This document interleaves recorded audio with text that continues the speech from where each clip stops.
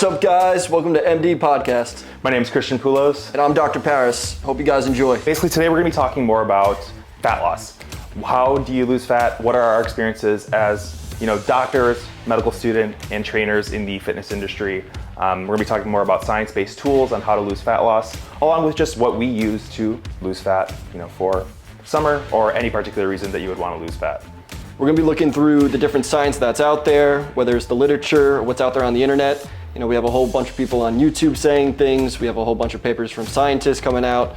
So we want to distill what's the best information and what's practical. What can we apply? What protocols are there out there to increase weight loss? Especially in this day and age, I feel like there's so many different people in science that are just coming out with different techniques and different perspectives. I know we're going to talk more about the neuroscience perspective, more about bodybuilder perspectives, and especially just what we've experienced through medicine. So I guess the first thing is, what is body fat? I think it's important to kind of have a definition of everything. So first, what is body fat? Yeah, so I found that in medical school, the best way to really go about learning anything is start by defining. So body fat is essentially just adipose tissue. That's the medical jargon we use to describe it. It's this connective tissue that stores energy. That's all it is. It's a mean to store energy. We use energy in the form of ATP as humans. I don't know if you remember from biology, all those boring lectures. Mitochondria is the powerhouse of the cell, you know that. Yeah, exactly. But it is actually applicable to life. Those phosphate bonds contain the energy that we use as humans. Unfortunately, it's an unstable bond, so we end up having to store it as carbon-hydrogen bonds in what we call triglycerides, or fat. So that's what adipose tissue is. It's essentially storing fat. It's an evolutionary mechanism that we've developed so we don't have to eat every 5 minutes. I mean, maybe you still eat 5 minutes. But I do have a big appetite. But yeah, that body fat is key. I always tell people, if you skip a meal and you're just kind of hungry for a few hours, most people likely have enough body fat to just not eat for the span of weeks, or some people even months. I remember there was one thing that I read about some guy who was very obese, and he did a medically supervised fast, and he didn't even eat for over 365 days. And I think he ended up losing 250 pounds or something like that, and his blood markers became better, and it was just, all that body fat was just giving him that energy. So it's a lot of high energy bonds stored in there, as Dr. Paris was talking about, and I think it's important to kind of realize that, especially moving forward and thinking about how you do want to lose fat. And I know that there are two different types of fat, particularly white fat and brown fat, and so those are going to be a little bit different, right? What I feel like we have different ratios of white and brown fat, especially as we get older. So what is your experience with the two, and how we can hopefully turn the bad one into the good one, and keep the good one the good one? Yeah, I think you're hitting the nail right in the head. So we classify adipose tissue into white adipose tissue and brown adipose tissue. I think about 8 to 16% of our adipose tissue is brown. Most of it's white. And the function of the white adipose tissue is to store fat. And it also has some metabolic and endocrine functions. It interacts with insulin, cortisol, glucagon, which we'll talk about later. It also insulates our body. Yeah, and one other thing actually about fat that I think is a key to mention too, a lot of people who do have a lot of adipose tissue, you mentioned the hormones, I think a lot of people don't realize how much estrogen is released just in fat in general. So it is harder for people who do have that higher body fat level to kind of have more optimized hormones because of that higher estrogen level affecting other things in the body. And we think of estrogen, especially us as guys, the more female related hormone, although there are benefits for just men in general. So a lot of other things happen when you do have a higher body fat level, like you said, interacting with the hormones in general. Absolutely. We're going to be transitioning to brown adipose tissue, and specifically how to turn your white adipose tissue into brown adipose tissue. There are a couple of methods out there. I've seen it on YouTube by Dr. Huberman and some other people, some other literature as well. Have you heard about shivering to turn white fat into brown fat? Yes, I remember Dr. Huberman talks about that a lot. And so I think brown fat, we have a lot more of it when we're babies, and I think that's more of a mechanism to keep us warm, keep us insulated, and then especially as we get older, a lot of that white adipose tissue gets turned into, or that brown fat gets turned into white fat just for overall energy storage and survival.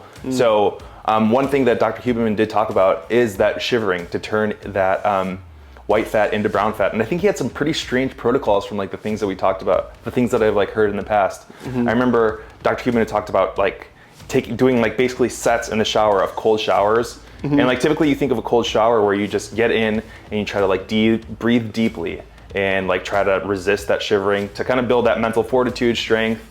But with Dr. Huberman's protocol of shivering, you get in there, shiver, really cold shower, shiver for like 15 minutes, then get out, shiver a little bit more, and then do like those sets of like cold, like that he mentioned, and then eventually that turns your white fat into brown fat. Is that like? Yeah. What was the exact protocol? It was like once or twice a day, every day of the week. Was it? I feel like it was. I can't even that go sounds in like a shower for like 30 miserable way to seconds. spend every single day. I think it was like.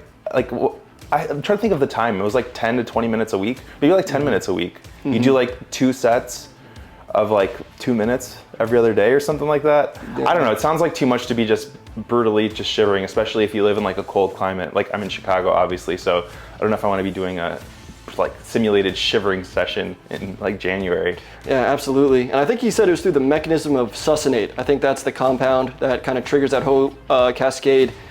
But what Huberman didn't mention, which I wanted to bring up, was the hormone irisin. So when we do exercise, specifically high intensity exercise, such as like HIIT, Stairmaster, anything like that, we secrete more of this hormone called irisin, which converts white adipose tissue to brown adipose tissue.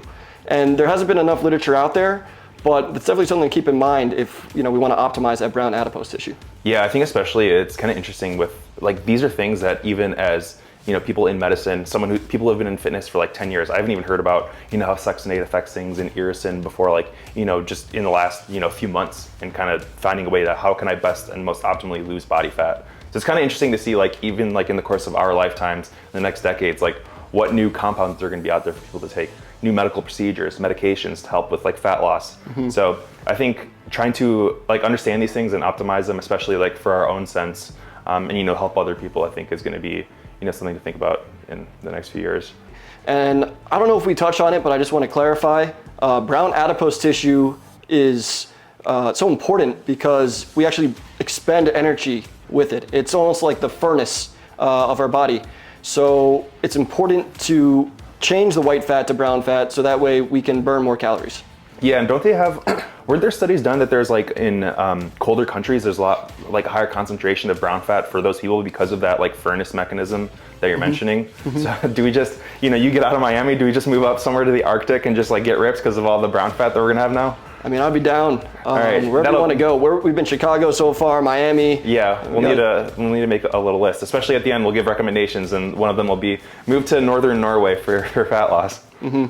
Yeah. And I believe another way to transition the white adipose tissue to brown adipose tissue is just fasting. If you do a 24-hour fast, studies have shown that more white adipose tissue becomes brown adipose tissue. Have you ever done a 24-hour fast? I did one 24-hour fast like a year ago, and then like during high school as part of like a challenge with like a youth group, we did a 36-hour water fast, which is kind of intense, especially as like a high school kid. I don't even know why that's something that we did like when I was like 16 or 17. But yeah, it's pretty interesting. It's different. And I think especially like learning more, we'll talk more about these in later episodes, but like autophagy and the health like benefits and growth hormone increases of fasting, I think there is a lot of benefit to it from like a health standpoint, not only just fat loss in general. Absolutely. Which is kind of strange to think about because you think about fasting and just not eating. Like my mom would probably think I'm crazy if I like skip breakfast, and like most days I skip breakfast anyway. So it's just like a new like generation of like knowledge and thoughts. One more component that I want to add on there is turmeric. Have you heard much about turmeric? Yeah, so I know about turmeric. I actually take like curcumin, which is in like turmeric, like the active compound, with like black pepper because I think that's like required to like for better absorption. But not from like a fat loss context. I actually just take it for like overall anti-inflammation and health purposes. I always read like things that it's helpful, and it's pretty cheap online. So yeah, I think you can get 1 gram for about $15, and then you could put like a half tablespoon into like your teaspoon into your tea or your coffee, and you could see benefits from that. Interesting. So. Hey, why not just season your food? Make it easy, make it tasty. But I'm sure another option out there. The heat might degrade it. So speaking of heat and burning, so really the main way to lose fat is not just thinking about converting like white fat to brown fat. Sure, that helps because brown fat's a lot more easier burned because of like temperature and the furnace aspect that we mentioned. Sure. But overall, as coaches, we always say a calorie deficit is what's going to make you lose weight. So really with what is a calorie deficit? And calorie surplus is for gaining weight, calorie deficit is for losing. So basically your body has a certain amount of calories that you burn per day. That's like your resting metabolic rate. And then eventually if you add activity, you get your basal metabolic rate, which is what your body burns, just to function, breathe, move, to blink, have your body processes run, digestion. So I'd say for about an average person, it's anywhere from 2,000 to 2,500 calories a day. And for calorie deficit is basically a deficit. Eat less than your body burns per day. So if you're burning 2,500 calories per day, you're gonna need to eat under that to lose weight. And so eventually your body will take energy from your fat stores to lose that. And I think that's really the main overarching component of fat loss. And then I think a lot of the other things that we mentioned will kind of trickle down from that just general principle. Absolutely. It comes down to your calories in versus your calories out. It's also important to note that there's some error when it comes to calculating your calories. When it comes to ingesting food, when you see those food labels, right, approved by the FDA, there's always a little % error on how much food calories actually have. So that's important to keep in mind. And that also when you look at how much calories we're expending, like you look at the total daily energy expenditure, there are multiple different variables that you have to keep in mind. You have BMR, which is just how many calories we burn just sitting here. You have TEF, or thermogenic effective food. Sorry, that was a mouthful. So if you're eating proteins versus fats versus carbs, it's going to require a certain amount of energy to ingest that food and abstract the energy from it. Yeah, and that's why I think it's important to know how the thermic effect of food does help those foods. So protein, if you eat basically only protein versus eating only fat, you're going to be burning technically more calories because it's more difficult for your body to digest that protein. Mm-hmm. So that's something important to think about when you adjust your nutrient ratios and how much you have of certain things. Mm-hmm. So that's something to think about when you do kind of construct that diet. Other variabilities we see with getting calories out is differences in exercise. You have to keep in mind, are you doing high intensity? Are you doing steady state? And then you have to keep in mind if you're doing something called NEAT, which stands for non-exercise activity thermogenesis. I think you could explain it better than me. What exactly is NEAT? Non-exercise activity thermogenesis is definitely probably one of the biggest ways that you could influence how many calories you can burn in a day. So think about what it says, non-exercise activity. So basically non-exercise activity, very simple. Think about walking around, fidgeting, getting up, going to the fridge, grabbing a drink, something to have, shaking your leg. I know we'll talk more about Dr. Huberman and the things that he mentioned with that.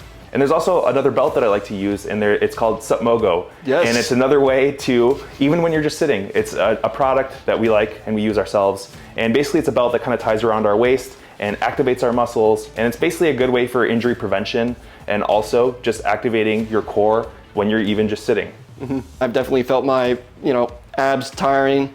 I think we're gonna bring it into the shot here real quick. Yes. So basically it is as you see, a belt. And you tie it around your waist, and basically this connects to an app on your phone, and you could change basically how much it pulses and then the rest.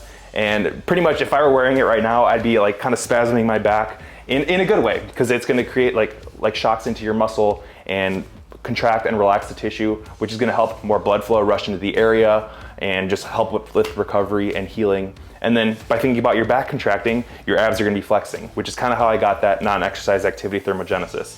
By just wearing it for 10 minutes, my abs are sore just from essentially just sat here and got an ab workout. Right, because at the end of the day, it comes down to calories in versus calories out. If you have a net deficit, you're going to be losing weight, and that's what that belt helps do. And it's a great belt. Yes, definitely.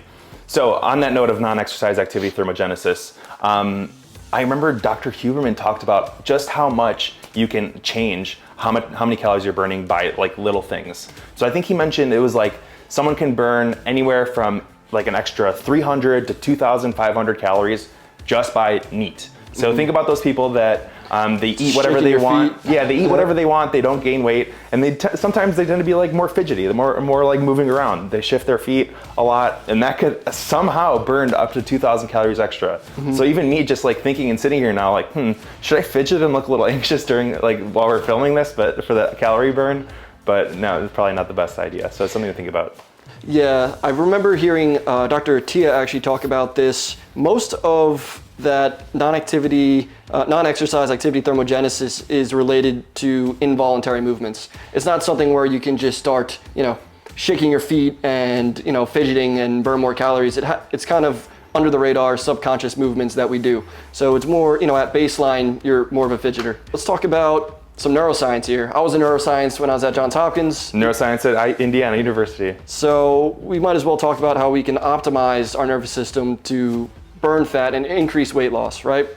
And a good analogy I've heard is seeing the nervous system as almost the furnace of the body, where our nerves locally release epinephrine onto our fat. And there are a couple of ways that we can increase this. Again, going back to what Huberman was talking about, I think he listed 5 important ways to. Yeah, he did. And I think the neuroscience perspective is very interesting for the overall fat loss in general, because like you mentioned, neurotransmitters and basically adrenaline or norepinephrine is what we talked about. There's like receptors on every single like cell in your body.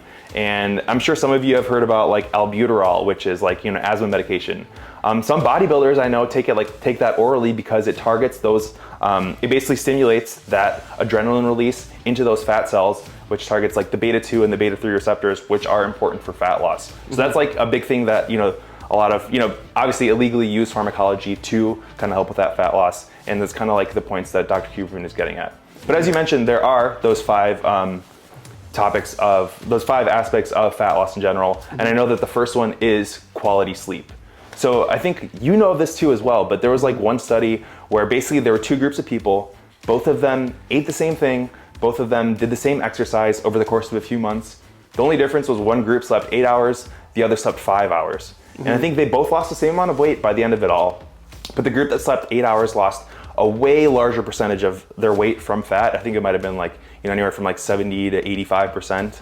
And the group that slept 5 hours lost 60% of that weight, or some like 50 to 70% of that weight from muscle. So there's like a huge hormonal component that changes just by changing a few hours of sleep. And I know that's like one of the big neuroscience perspectives that Huberman had talked about. He also talks about the importance of thyroid hormone. And the way that hormone is generated in our body is using iodine and selenium. So you want to make sure you have a diet that fulfills those nutritional requirements. And you can get that just from animal protein, fish, dairy, and it's not too difficult to obtain, but it's important to track those numbers if you want to optimize the nervous system as a furnace. And iodine is like a big component of just building thyroid hormone. That's why we have iodized salt. All your salt that you eat, table salt, most of it has iodine in it, just for that like proper hormone response, because we don't get iodine really elsewhere in our diet. But obviously, especially as Americans, everyone puts salt on everything you eat. So it's just like an important thing for the hormone response. Kind of switching gears, I think we should talk a little bit about the microbiome. Yes. So that's also gonna give some variability, some error in how much we absorb and how many calories we burn. I've seen some papers, I don't know if they've showed correlation necessarily. I don't know if they've showed causation, but they've shown correlation, where people with more adipose tissue, higher levels of adiposity, absorb more of the food that goes through their gut because of their microbiome. I don't know if you've read about that. Yeah, I've seen something kind of on a similar note. I think that I've seen other studies where they take an obese person, they take a skinny person, and in a similar way, they transplant the feces literally from their gut of the skinny person into the obese person, and they lose weight. Like, how does that happen? Oddly, I think a lot of it is that gut microbiome, which is a huge thing that even in medicine, we don't know that much about. There is a lot of neurotransmitters. Like, I know we talk about serotonin, which is important for mood, sleep. Like 90% of it is released in your gut, and there's a big response there. So I think just the way the gut microbiome interacts is really important, and trying to optimize it is key. Funny that we talk about that. We actually had a patient over at the hospital I'm working at, and they had a severe case of C. diff, which is this bacterial infection that can inhabit the gut and cause all sorts of problems. And the way they had to end up treating it was by transplanting healthy feces into this patient's rectum, and basically do a fecal transplant. And it worked. It cured them. So it's amazing. We're still learning about the microbiome. Yeah, it's like that could be something that helps people in the future. If you just have like one key awesome person that has everything optimized in their life, and everyone just take his feces and put it in. Yeah, everyone pays them like $50,000 for their feces, and they just become healthy. But kind of on a similar note, I think one other thing that Dr. Huberman mentioned was glutamine. And glutamine is actually something I'm trying to experiment with myself, because I know that it's important for, like, we always hear about glutamine like, oh, it doesn't really do anything, but that's really just like glutamine is an amino acid for like building muscle. But there is a big case for it in regards to leaky gut. I know a lot of people with IBS and IBD, even anecdotally, like just reading on the internet, it helps people with their, leaky gut symptoms and just helps them feel less bloated, digesting a little bit better. And also, I think you know more about like the neuron response. I think you're a lot more deep into how glutamine can help with neuron response. Yeah, I'm not entirely sure. I know it can help with leaky gut, but that's kind of the extent to what I know about glutamine. I personally don't use glutamine, but yeah, I've seen it been supported in the literature before. I've also seen fish oil supported in the literature. Oh, EPA, DHA. Yes, to increase the burn of the nervous system. So that's an easy supplement that you can take, but you can also get it in fish, fatty fish like salmon.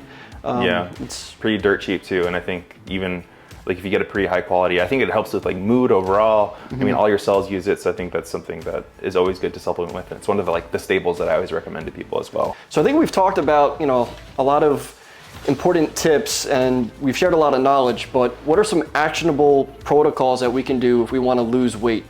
For instance, if you have a client come to you, right, and they tell you they want to lose 5 pounds, what's the first thing you tell them to do? Well, so first off, 5 pounds, I think anyone could lose 5 pounds, in the span of a day. But me being like, my background is more so like in the bodybuilding, powerlifting sense, I kind of have a little bit more of like a bodybuilding lens to things. So as I kind of mentioned from the beginning, calories in, calories out. And I know a lot of the people that I train and I coach are just, for lack of a better way of putting it, normal people. They just want to look good, feel good, be a little bit more confident taking their shirts off, not feeling sluggish. So really the two things that I focus on are just sustainability with your diet in general. By trying to fit in foods with a certain amount of calories, so you end up losing weight overall, and just trying to get moving more. Movement is medicine. As you and being a PM&R resident, shortly, it's going to be very important to just kind of get moving, keep the joints feeling good, and that movement ends up to more calorie burn. So that's really the two main principles of things that I promote. And then a lot of the other things just kind of go around that. Mindset, having a good attitude, realizing that things don't have to be so black and white, and that there's a big gray area. Just getting 1% better every day, even if you don't hit your calories exactly, just trying to get better every single day is, something that leads to great success over time. Absolutely. I think you hit the nail right on the head. The only thing I would add is potentially throwing in an Excel sheet in there or using one of those apps like MyFitnessPal. I think those are great. I think having a metric for the foods you eat and weighing yourself every single day are two other, protocols that you can implement to see some results. A way I like to think about losing weight is like budgeting. So when we have a lot of different finances, we're paying for our rent, gas, school, and then we get in a car accident, right? We have all these different, payments that we have to make. We still want to keep track of our finances so that way, we can buy a sports car in the future, right? It's the same thing with weight loss. You want to be able to, know how many calories you're eating so that way you can have that cheat meal, you can have those days off and still lose weight at the, end of the month. Yeah, definitely. I definitely agree with that. And, tracking those calories, it's especially important for people that have never done so in the first place ever. So I think that there's been like studies, obviously, of people who are obese. When they give them food to track, they end up underestimating how much they eat. And in a different aspect, the people who are skinnier and trying to gain weight often overestimate how much they eat. You might have some like skinnier friends as well. I have some friends that have been rail thin since I've known them since we were kids. And they always say, oh, I'm eating like 3,000, 4,000, 5,000 calories a day. And it's like, sometimes I believe them. I'm sure they do. Not to say that they're lying, but oftentimes people overestimate how many calories they eat when they are skinny. And similarly, when they have more body fat, it's important to understand and kind of budget, like you said, weigh things. And although you don't necessarily have to put everything on a scale, because that's not often the most sustainable for people. I remember seeing some YouTube videos of people carrying scales to Chipotle and like having them weigh the rice for them, which is like, especially if you're eating out, oftentimes you don't know like the amount of butter in food or like what oil they're cooking with. Like is the steak, the steak that you're eating is fried on this pan, but how much oil is in the pan getting absorbed into the crust that you're making? So like things to kind of consider especially with budgeting the calories. I think another term I'm just going to throw on the table is choice architecture intervention. So basically, when you come home and there's a bowl of M&Ms on the table, you're going to be more likely to eat that than if it's, let's say, above your fridge. So just making small changes in your local environment can also facilitate, better food choices. Yeah, I'm not sure if Jeff Nippert talked about this one or someone talked about it. It was Jeff Nippert. You talking? I remember that there was one where you put a mirror on your fridge, and people who put a mirror on their fridge, every time you open it and you see yourself, you're much more likely to eat less or choose a healthier option. So sometimes it's like our bodies are just hardwired, and you just like run on autopilot a whole lot. So kind of putting like obstacles in the case of putting food on top of a shelf or putting a mirror in front of your fridge so you just kind of take a second before you choose to do something is going to be important, because a lot of times we mistake hunger for thirst. I know it's happened to me. I don't realize I haven't drank water in like a few hours, and then I'm just snacking, and I just start eating a bunch of snacks, and I'm really never satisfied. And that could have been stopped by drinking water, stopping to thinking about your hunger cues and being more intuitive, which is a big thing that's popular nowadays, is intuitive eating and just paying attention to those hunger cues, which I think is something you are a little bit more of a proponent of, because I don't know, I track my calories on like a scale and everything. Do you, are you like? I did when I was a junior at Hopkins. I tried doing that, and once I kind of got the hang of it, I started doing intuitive eating, just because it's not really realistic for me, at least like as a busy doctor, to constantly, weigh all my foods and count my macros. But I think that, again, there's definitely merit to doing that. I think that once you do it once for a couple of months, you'll be able to use that knowledge and apply it to, any type of food you eat. I also want to bring up that when I was a personal trainer before going to medical school, I used to have my clients send photos of every food that they ate. I think that just acknowledging what you're eating and, displaying it to whoever your coach is a great way to stay on track. Yeah, sometimes that's kind of like also like the aspect of just being honest with yourself. Because a lot of people, especially like in the age of having a bunch of processed foods, if you have kids too, you just have a bunch of like snacks in like a cabinet, and just every time you go reach a hand, like grab a handful of chips, you take a picture of the chips. So a lot of it is just being honest with yourself and just taking note of that, because it kind of puts things more into perspective for you. So, what do you do to get shredded? Like, for a wedding or festival, or like, yeah, I mean, we got your wedding, right? So if I want to, need to be ripped. Look better than you at your own wedding, I'm gonna have to take it seriously. No, I'm gonna need to come to Miami. I'm gonna need to get a nice suntan, and I'll be gonna have to apply some protocols. Yeah. I would do some intermittent fasting. I'm a big proponent of that. Me too. What I'll do is I'll wake up, maybe have some caffeine in the morning. I'll train fasted, and then I won't eat until like 2 p.m. where I'll have my first meal. And I like to restrict carbs. Some people like low fat. Some people like unprocessed food. I like low carbs. So I'll do intermittent fasting, low carbs, and then I'll do HIIT about 3 or 4 times a week. And I'll do that for about 3 weeks. And then I'd probably be ready to go and look better than you at your wedding. Fair enough. Maybe I'll need to do a similar protocol. I'll need to do the Dr. Paris protocol of intermittent fasting. I do the same thing. I think I'll probably be doing it into my wedding too, just to compete with you, obviously. But I don't do that long of like a fasting window. So you don't eat until 2 p.m. And then what time do you stop at night? Usually around like 7 p.m. I have my last meal, so I eat from like 2 to 7. And it's funny, there's like almost a paradoxical effect that happens when you fast. Your body ends up releasing more epinephrine, so you actually feel more awake, more focused when you're not eating. Yeah, especially in the morning when you're busy, like doing rounds and stuff. I think that's especially exactly. key. Or if as a medical student, if you're rotating through surgery and you're just on your feet all the time and you're in the OR, you don't have time to eat. Yeah. Intermittent fasting is definitely a functional protocol that you could follow. Yeah. So one thing I actually recommend to my clients who like to do intermittent fasting, especially a lot of those people who have that long fasting window where they're not eating a lot in the morning.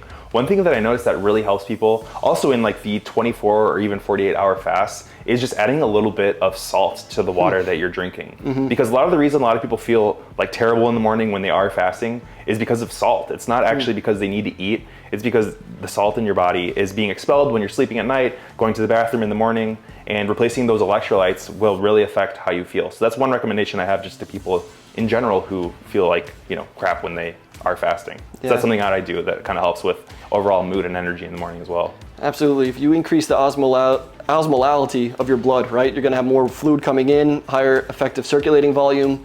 You'll get a better pump in the gym even with more salt. So a lot of people overlook that. It's not just about water, it's also about electrolytes. Yeah, definitely. Yeah. So I definitely agree with the intermittent fasting aspect. I track my calories. I think it's just like the easiest way for me to be on top of it and not really have any room of error. And then one thing I like to do, especially in Chicago, it's kind of difficult to do it in the winter, but in the springtime and summertime, I just like to go on walks. I try to get, I've always noticed the times I've gotten most lean have been the times correlated with the highest amount of step count that I have on an average daily basis. So a few years ago, the summer after first year of med school, when you have off, I was just going on walks. We had just gotten a dog. It was peak COVID, so I had nothing else to do besides walk my dog. So I literally was getting 15, 20,000 steps every single day all summer, and I got as lean as I possibly could. So really for me, it's that balance of as much activity as I can. Walking is obviously very easy, so you don't stress your nervous system out and feel very fatigued and drained. And then combined with overall tracking calories and trying to be sustainable. I still try to go on the occasional date night, fit the occasional drinks in, but overall looking at the big picture of diet and not just thinking of it as good and bad foods, but how many calories am I having? Am I feeling good? Am I getting enough protein to fuel my muscles? So that's kind of like my overall sustainability focus. I already started doing it, but to sum everything up, I think the biggest takeaway here is finding a balance between approaching that asymptote of perfection and being realistic and practical with what you do every day. When it comes down to tracking calories and macros, if you're gonna go out and drink on the weekend or go out with your girl or whoever your significant other is, if you can't adjust your schedule for what's going on, you're never gonna lose weight. So you have to be realistic with your expectations and realize that perfection is an asymptote. And at the end of the day, we just want to achieve balance. Yeah, definitely. So just to summarize everything, we've talked a lot about white fat versus brown fat, how white fat is just more inert, kind of just stores a lot of energy for you. Eventually we could, through shivering and other mechanisms, we could turn it more into brown fat, which is a lot easier to burn, stores less energy overall, and is kind of more transient. And then from there, we got into the different perspectives of fat loss, including. Yeah, we kind of touched on the biochemistry lens, where we talked about the importance of energy in versus energy out. We talked about the error when calculating calories. So you got the food label errors, you got total daily expenditure errors. That's your BMR, type of exercise you do, NEAT. Then we looked at it from a neuroscience perspective as well. We talked about quality of sleep, talked about glutamine. We talked about a bunch of other actionable protocols as well. And at the end of the day, calories in, calories out. Yes. And for me, it's going to be walking. For you, it's going to be lower carbs, fasting till mid-afternoon. And there's many different things that could work for different people. What works for you may not work for me. So it's a matter of trying and experimenting different things and really finding what works for you. Well, appreciate always talking to you. Yes, thank you, and I hope you don't become more shredded than me at my wedding. I mean, that's the goal. I'll probably start studying. Everyone's be like, "Who's that guy?" Yeah, maybe I'll do it for like 4 months and see if I can just really outshine you. We'll see. Save it till after. You did beat me at that music festival. So. Oh, thank you. I'm honored. I knew you were coming. I was like, I gotta impress this guy. Yeah. So, all right. Well, I think that about wraps it up. Yes. Thanks for watching, guys. Happy you made it to the end of the video. Make sure you subscribe, like, and comment anything that you want to see in the future. And make sure you check out SupMogo for all your recovery needs. Love you guys.